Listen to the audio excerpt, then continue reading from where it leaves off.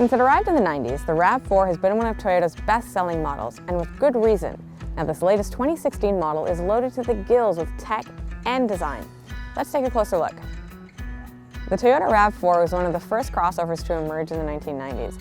It definitely started a trend, and with good reason. The RAV4 is practical, offers all-wheel drive, and has plenty of interior space for small families. This latest edition of the crossover was updated slightly in the exterior. It's a little bit more modern, a little bit more edgy, and definitely appeals to a greater number of people in the market. Inside, a few tweaks were made as well, mainly in the materials used. You'll notice that immediately when you sit inside the RAV4. Everything feels a bit better. They've used a lot of soft touch materials, so across the dash, the inserts in the doors, and even the color combos. It's much more elegant. This new interior design definitely ups the high-end feel of this Toyota. There's also a 7-inch touchscreen, which is pretty easy to use. No CarPlay, no smartphone integration, but you have a USB and an auxiliary plug in the front, which is always good to have. In terms of interior space in the RAV4, there is plenty of it. Legroom in the back is ginormous, so much so that my son does not kick the front passenger seat, even when there's a passenger seated comfortably up there. The trunk is also highly functional with plenty of space and a nifty little hanging basket system that lets you store your valuables, breakables, eggs, groceries, or anything you don't want rattling around in the back.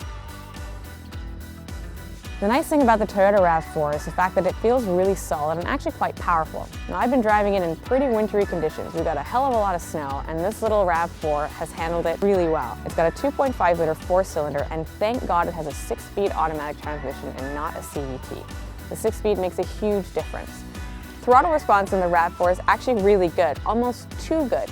In these wintry driving conditions, it's almost too sensitive, causing the car to jerk forward and not slip because it is all-wheel drive, but go forward a little bit more quickly than you might want to in these more adverse conditions.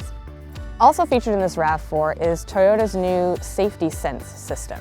Now, this is a series of safety features that you can activate or deactivate, thankfully, such as front collision warning, blind spot monitoring system. There's also a lane keep assist, which will gently put you back into your lane should you drift without signaling. I find it a little bit obnoxious. There's also an all-around camera system, a bird's eye view looking down on the car, and you can change the views on the camera. Let's say you're in a tight parking spot, or you want to check your surroundings before you get out of the car or before you leave.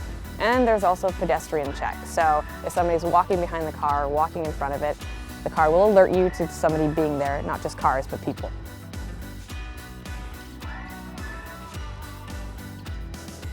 Really, the only downside to this RAV4 is its price.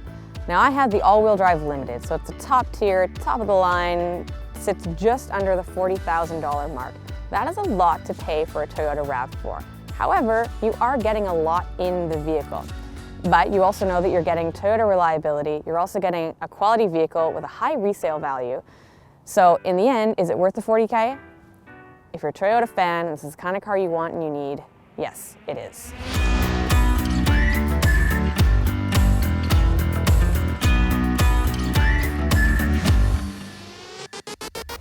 And record me saying something inappropriate, of course. And there's a really good reason for that, and that's not what I said last time. You make me do it again, and then I can't do it. Since it emerged in the 90s, the RAV4 has been